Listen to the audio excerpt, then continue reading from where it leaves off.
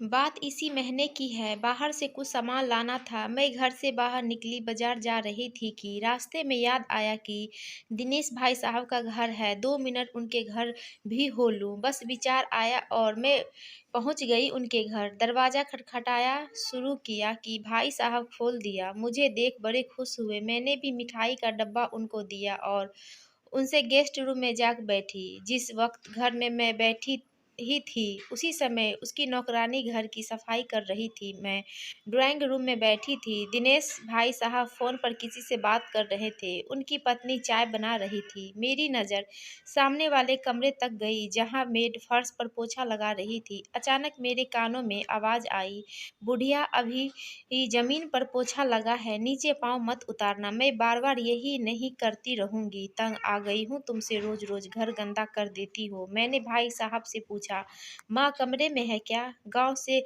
यही ले आए हैं क्या? ठीक किए। वहाँ किसके सहारे रहती भला? भाई साहब बोले, हाँ माँ अब यहीं रहती है, हम लोगों के साथ। जब तक चाय बन रही है मैं माँ से मिल लेती हूँ। भाई साहब बोले, हाँ हाँ, लेकिन रुकिए, अभी शायद पोछा लगा है, सूख जाए फिर जाइएगा। मैंने बड़ी हैरानी से पूछा, क्यों?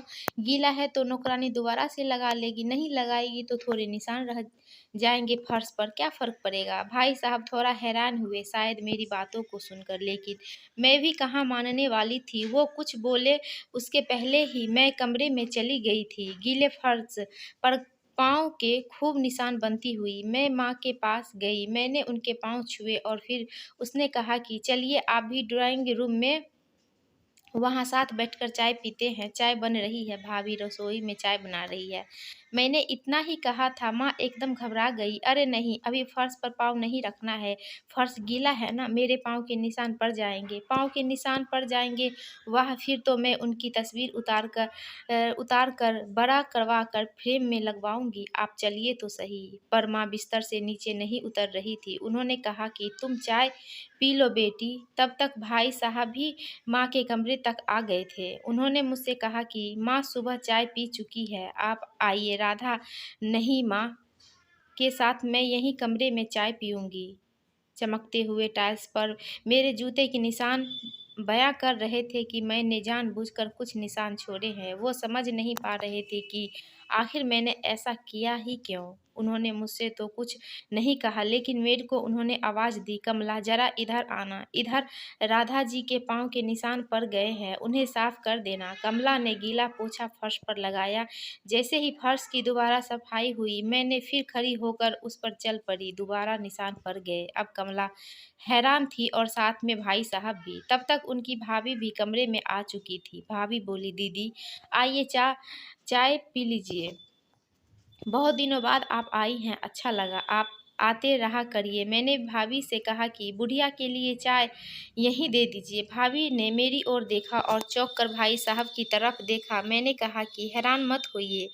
वो चुप थे। मैंने कहा कि मुझे ऐसा लगता है कि आप लोग माँ को प्यार से बुढ़िया बुलाते हैं। नौकरानी वही खड़ी थी, भाई साहब और भाभी भी वही खड़ी थी। भाई साहब बोले, क्या हुआ राधा, ऐसा क्यों बोल रही हैं आप? मैंने कहा, भाई साहब कुछ हुआ नहीं, मैंने खुद सुना है कि आपकी कमला माँ को बुढ़िया कहकर बुला रही थी। उसने माँ को बिस्तर से उतरने से धमकाया भी था।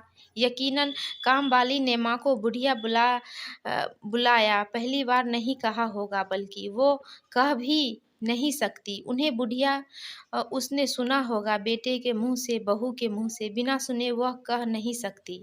जाहिर है आप लोग प्यार से माँ को इसी नाम से बुलाते होंगे, तभी तो उसने कहा। सच कह रही हूँ ना? भाई साहब पल भर के लिए धरती हिलने लगी थी। गीले फर्श पर हजारों निशान उभर आए थे। भाई साहब भाभी को डांटने लगे, बोले, तुमने कहा होगा उनका छोटा बच्चा भी वहीं खेल रहा था। बुढ़िया रो रही थी, बहू की आंखें झुकी थी, कमला चुप थी। राधा, गलती हो गई, अब नहीं होगा ऐसा, बहुत बड़ी भूल थी मेरी। मैं चल पड़ी बिना चाय पिए। सिर्फ इतना कहकर कि आंखें ही पोंछनी चाहिए, उस फर्श को तो चूम लेना चाहिए जहां माँ के पाँव के निशान पर पड़े हों। जिस घर में माँ का अपमान हो वहां ईश्वर का अपमान होता है। भाई साहब आप तो सगे बेटे हैं, पैदा किया है उन्होंने आपको, कैसे आप बर्दाश्त कर लेते हैं आपकी माँ को बुढ़िया बुलाते हुए?